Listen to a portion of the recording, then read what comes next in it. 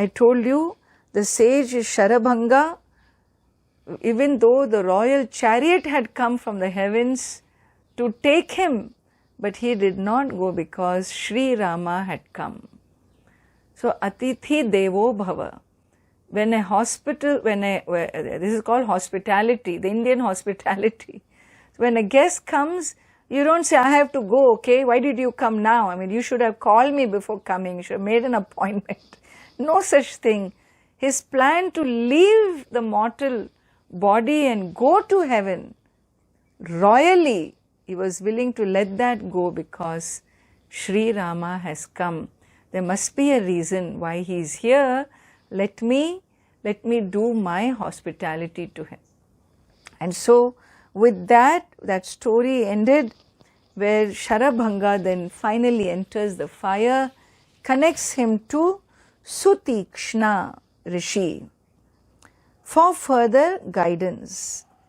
And they go on, Sutikshna's advice, many demons who were troubling the sages, who had infested the Dandaka forest, they were one by one taken care of by Sri Rama. And in this manner, how many years they lived? They lived solid 10 years, moving from hermitage to hermitage, protecting the rishis, cleaning those areas wherever the demons were bothering them. If the Rakshasas were quiet, well, then there was no trouble. If they are quiet, then in the ecosystem they were left alone. But those that were tormenting the sages, preventing them from doing dharma and rituals and prayers and doing their tapas, their penance, those disturbing forces had to be quietened, and those were the ones that Sri Rama destroyed. And after all that, now 10 years have passed. They've heard about one sage, and the sage is Agastya Muni. And they are very keen on meeting this sage. So they come back to Sutikshna and he asks him, how do we go and where do we find Agastya Muni? Sutikshna Rishi, he guides them and says where to go, describes this journey and where Agastya's brother lived, and says, you go there, stay the night with him, he will guide you further into the forest, to the further southern part of Dandaka forest, and you can go and see him. And so they go, and Valmiki describes this very beautiful journey.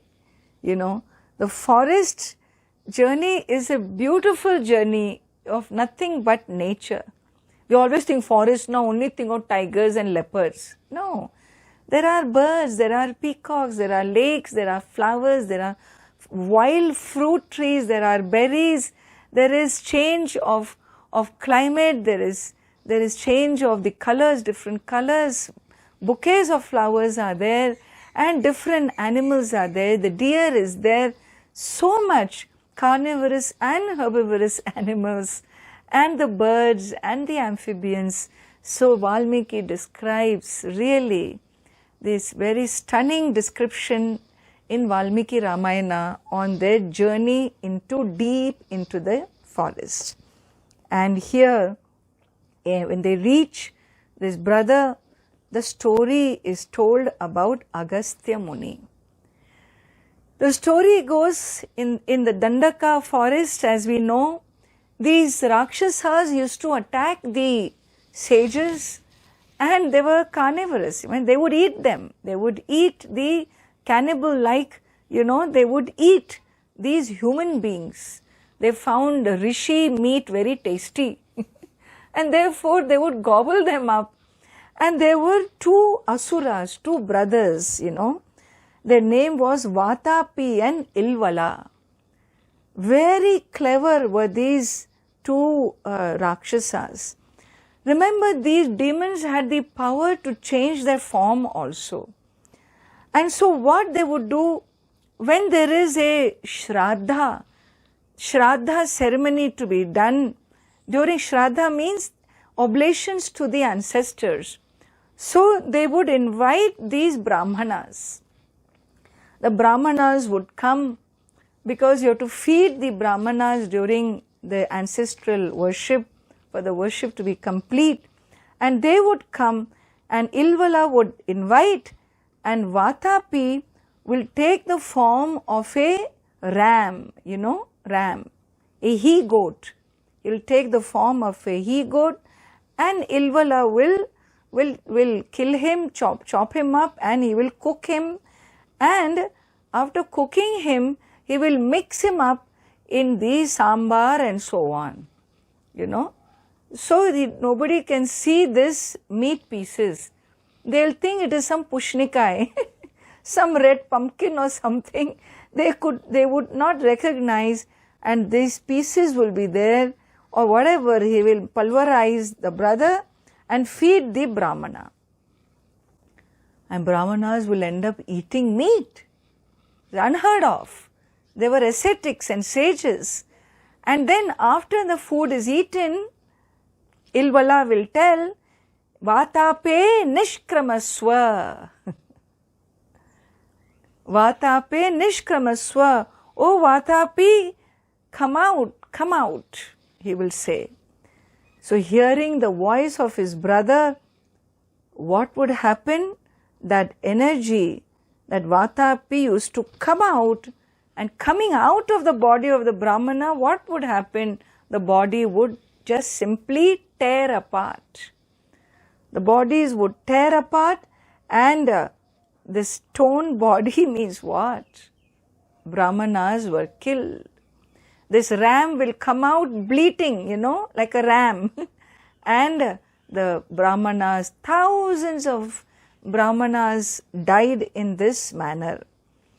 And one time what happened was, the same procedure was done. Agastya Muni came as a Brahmana. He was invited. He also came, he was also fed this ancestral ritualistic meal, and he ate the food. And after eating, he says, oh, the food was so good, it has been well digested by me. And so the food has been well digested by me, and Ilvala called out his brother, Vatape nishkramaswa. He kept saying, Vatape nishkramaswa, come out. Oh brother, where are you? Come out, come out, come out.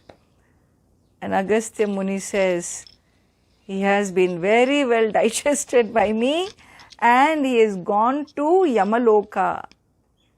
He is already gone to the land, the world of Lord Yama, Lord of Death. So your brother is not going to come out. You understand? And he looked at Ilvala into the eyes, and Agastya Muni's gaze was so powerful of this ascetic that Ilvala was burnt to ashes. And so Ilvala died there. Well, this is the story of Agastya Muni. So powerful he was, and the deep forest of Dandaka, which was full of these demons, had become habitable because Agastya Muni lived there. He lived in the southern portion, and there the Rajni Charaha Nirvairaha Prashantaha. Even these demons where Agastya Muni lived in that area, they were all quiet. None of them caused any trouble. They allowed the sages to do what they were doing, and they lived quietly. They never bothered the sages because they were afraid of Agastya Muni. That is how powerful this sage was. And brother tells not only that, when the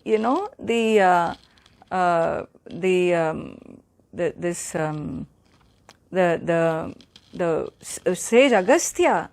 So he wanted to go to north. This Vindhya mountains were rising. So he told the Vindhya mountains, so I am going up there. It is Lord Shiva's Kalyanam, where all the Kalyanam is marriage to Parvati Devi, where all the celestial powers are attending the wedding. I am also going there. So until I come back, you cannot rise and block my return. Vindhya mountains said okay, and they remain bent. So we always talk about Vindhya mountains as the central mountains.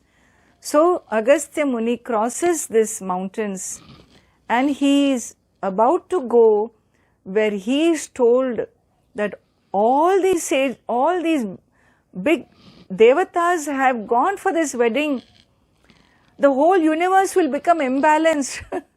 So many devatas conglomerate in one place is not good for the universe, and therefore to keep the balance, Agastya Rishi, you remain in south.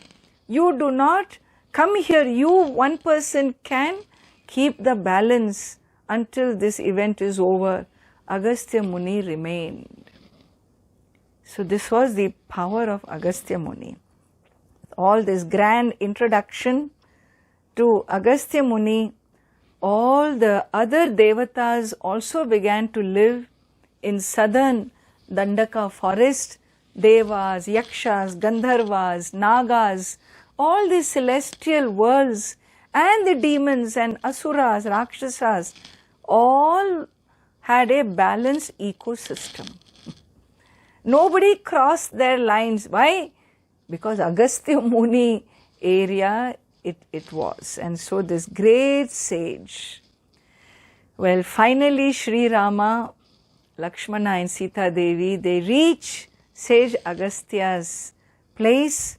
All these other rishis are also with him, and they are welcomed with the proper hospitality rituals, and Agastya Muni meets them.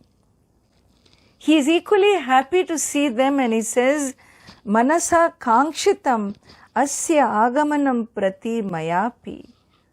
I have also been eagerly waiting for Sri Rama and the Sita Devi and Lakshmana to come. I am also eagerly waiting for them. Send them. And they come in, and Agastya Muni gives Lord Rama a powerful bow. It's Mahavishnu's bow, which was given to Agastya by Brahmaji. And this bow is given to Lord Rama. And Indra Deva had given Agastya Muni 2 quivers, which is full of arrows, It was like Akshaya Sapakaha. So the quivers were always be filled with arrows. And that gift was given to Agastya, that also Agastya gives to Sri Rama, and also one sword. And so in this next 2 verses, the meeting of Sri Rama with Agastya Muni is described. Sutikshnam chapyagastyancha Sutikshnam chapyagastyancha Agastya bhrataram tatha Agastya bhataram tatha Agastya vachanachaiva Agastya vachanachaiva Jagrahaindram sharasanam Jagrahaindram sharasanam Sutikshnam chapyagastyancha Agastya bhrataram tatha Sutikshnam chapyagastyancha Agastya Agastya Bhataram Tatha Agastya Vachanachaiva Jagrahaindram Sharasanam. Agastya Vachana Chaiva Jagrahaindram Sharasanam Khadgancha Paramapritaha Khadgam Cha Paramapritaha Tunim Chakshaya Sayakau Tunim Chakshaya Sayakau Vasatastasya Ramasya Vasatastasya Ramasya Vane Vanacharai Saha Vane Vanacharai Saha Khadgancha Paramapritaha Tuni Chakshaya Sayakau Khadgam Cha Paramapritaha Tuni Chakshaya Sayakau Vasatastasya Ramasya Vane Vanacharai Saha Vasatastasya Ramasya Vane Vanacharai Saha Rishayo Bhyagaman Sarve Rishayo Bhyagaman Sarve Vadhaya Sura Rakshasam Vadhaya Sura Rakshasam Satesham Pratishushhrava Satesham Pratishushtrava Rakshasanam Tadavane Rakshasanam Tadavane Rishayo Bhyagaman Sarve Vadhaya Sura Rakshasam Rishayo Bhyagaman Sarve Vadhaya Sura Rakshasam Satesham Pratishushhrava Rakshasanam Tadavane Satesham Pratishushtrava Rakshasanam Tadavane. So here, up to here, so the handing of these weapons. So having seen Sutikshna and Agastya and Agastya's brother, so what happened? Well, Agastya Vachanat, Agastya Muni Jagraha. So he received from Agastya Aindram Sharasanam, the quivers that were given by Indradeva, Aindram. Indradeva gave these quivers, he received them. Not only that, Khadgam, he received a sword and he received this divine bow.